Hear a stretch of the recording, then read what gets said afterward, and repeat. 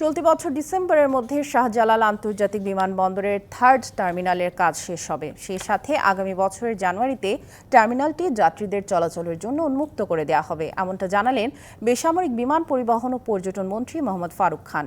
তিনি আরও জানান, লাগেজ হ্যান্ডেলিংয়ে যাত্রীদের অভিযোগের বিষয়টিকে গুরুত্ব দিয়ে দেখা হবে।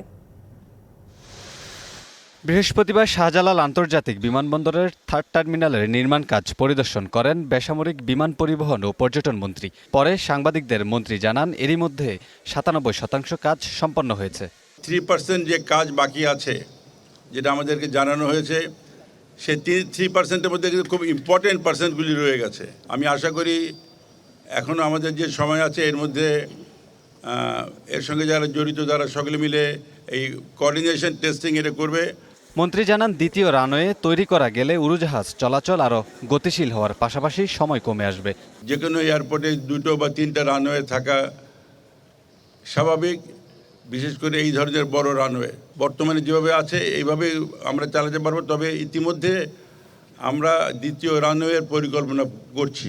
লাগেজ হ্যান্ডেলিং প্রসঙ্গে মন্ত্রী বলেন, এ বিষয়ে যাত্রীদের অভিযোগ রয়েছে, বিষয়টি গুরুত্ব দিয়ে দেখছে মন্ত্রণালয়। যাত্রীরা মনে করে যে প্লেন থেকে নেমে আমি যেতে যেতে আমার লাগেজটা আমার হাতে, এটা কোনো দেশে হয় না। লাগেজ হ্যান্ডলিংকে আমরা ইতিমধ্যে আগে সমস্যা ছিল, আমরা ইমপ্রুভ করেছি। জাইকার অর্থায়নে 21,399 কোটি টাকা ব্যয়ে জাপানের মিৎসুবিশি, ফুজিটা ও দক্ষিণ কোরিয়ার স্যামসাং যৌথভাবে তৃতীয় টার্মিনালটির নির্মাণ কাজ শুরু করে 2019 সালের 28 ডিসেম্বর। যেহেতু লাভজনক ফ্লাইট, এখানে আরও বাড়ানো যায় কিনা। Kamrul Hasan, DBC news, Dhaka.